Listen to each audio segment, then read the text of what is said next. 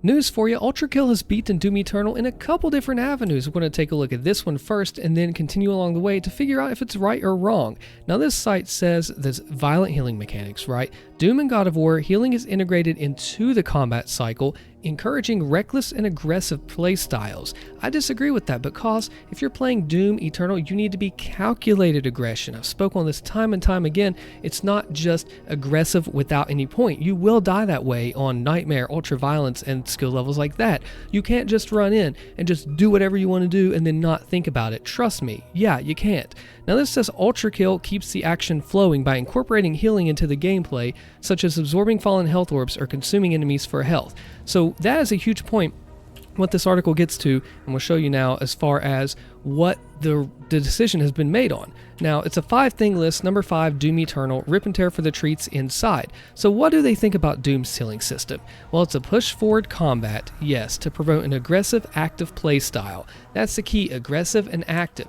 You can't just do anything, just run on in without thinking, because you're going to get bodied by everything. Your movement, positioning, all of your combat, just going to get bodied. That's all there is to it. Stunned enemies can be torn apart for health boost and ammo, disincentivizing retreats. So again, you have to play it smart. You go in when you can, you pull back when you need to, and use things like Daze and Confuse the Rune to make that work. Now it says 2016 Doom has perhaps the most famous and influential example of the healing glory kill, keeps action flowing hot like lava from an active Martian volcano.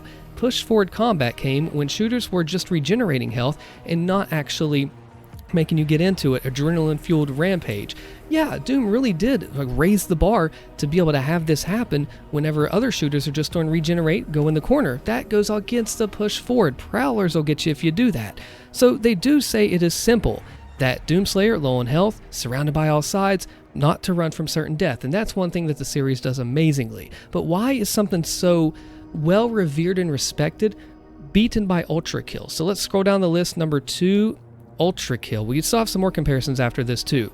Players never have to slow down as they're rewarded with an enemy's splattering health rain upon defeating them, and the action is never slowed down as the bloodfall occurs as a part of gameplay. Now, this is important here. What they're saying is when you glory kill, it stops the gameplay, and it does for a few seconds. However, I would argue that that is part of the gameplay loop, okay?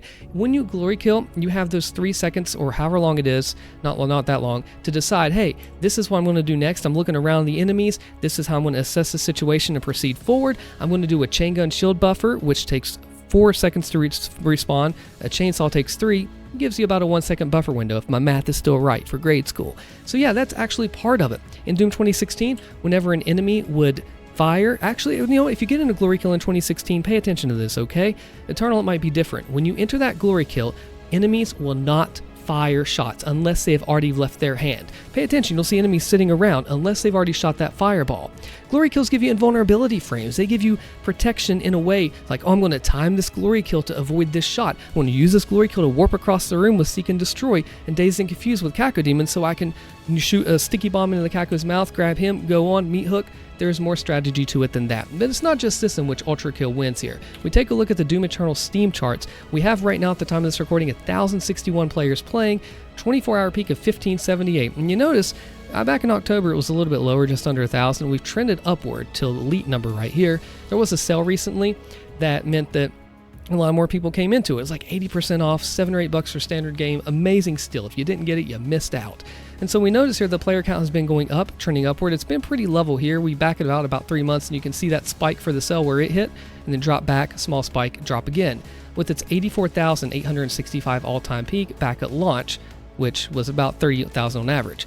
Now compared to Ultrakill, let's take a look there. Whoa, 2,591 with the 2,570 peak. So what's going on here? Why are they so much higher? Well, we know their actual Ultra all-time peak is 27k, which their average was 194, but it came up and up as more things were released. You can see as of December, you want to notice something here that Doom Eternal could not do. In November, we had 1222 average. In December, we bump up to 2844, 28, boom, boom. Then it dropped down. So what happened at that point in time to be able to do this? Let's take a deeper look into that. Okay, so we're on the Steam page for Ultrakill here. Maybe it's a sale, right? Maybe it is something like that. Well, the game is still in early access, so there's still more to be produced. Keep that in mind there. You can buy Ultrakill for $25. Well, it's not a sale. It's got a bundle here that's kind of a sale. But if it's not a sale, what is it? So we continue to go down. Oh, December 20th, Layer 7 out now.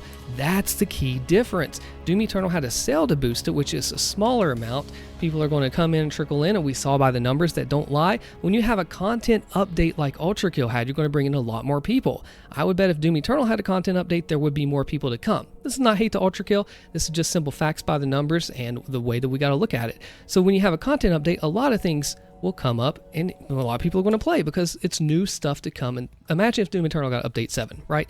That would just floor things. Now this is what I find interesting here. We're going to zoom in on this text. What's something that Doom Eternal does better? And this was by the people in the Ultrakill subreddit. Now the one thing they like is the enemy variety and design. 30 enemy types in DE, some of them are reskins. There's so much variety in it, it's not bogged down by the clones. They feel poorly or hastily, very few of them feel poorly or hastily designed, with the exception of Tag 2 enemies. They're all well designed and balanced. So we find here that even though Ultrakill is winning in player count right now, and even though it does have its advantages, we are still coming up ahead here. Now, it's purely opinion and speculation if you believe that the Glory Kill system is worse than the system that Ultrakill uses, but we come in and we're actually finding Ultrakill fans that are saying this is what Doom does better. It makes you feel like an unstoppable force of pure rage and hatred, as opposed to Ultrakill's I'm thirsty, let's go kill some punished souls, LOL. Now, and this person even says they like Ultrakill infinitely more than Eternal. Now, it's not really fair to compare the two exactly, because you have one that's like a huge studio and the other's an indie game that, hey, it's gathered immense success. This is not a bashing video. It's done crazy good. But it's interesting to see the perspectives of why the games are going ahead where they are now and why Ultrakill is beating Doom Eternal right now. Now, speed in Ultrakill is, well, Doom is cocaine when it comes down to speed and movement. So there's a lot of people that are basically putting in for Doom Eternal, saying that it is better in ways. Doom Eternal's a fight for survival, Ultrakill's a fight for dominance. In Doom, you rip and tear because it's the only way to survive. In Ultrakill, you create school bus-sized explosions to kill a single enemy because you feel like it. They are different games. They both have a push-forward combat element. However, Doom Eternal's combat loop integrates glory kills for that specific purpose. Doom and id, they knew when they put those glory kills in back in Doom 2016 that it was designed to be that way. Ultrakills flows better whenever you have the live action movement going on like that. It's different playstyles for different players and a different outcome depending on what you want it to be. I mean, I'm sure there are things, Ultrakill's a very popular game in the indie sphere here, and I mean, look, grappling hook, Whiplash is fast and punchy, but a swing hook alt form would be very fun, even at the limited capacity Doom Eternal's meat hook gives you. Yeah, the meat hook actually, did you not know this, whenever originally it came out in the game, well actually before it came out, it was supposed to bring the enemy to you, not you to the enemy, but in testing they found that that didn't really work out well. I think it's great the way it is now. You can fly up and around and do any kind of crazy cool stuff, ballista boost off, all kinds of cool tricks, but you know what? There's just a different game. I've never actually played Ultrakill, I have to confess. Am I missing out on it? Do let me know and check out the Mick Gordon video here. Thanks for watching. Comment the secret phrase below. I love Doomslayer's Pizza.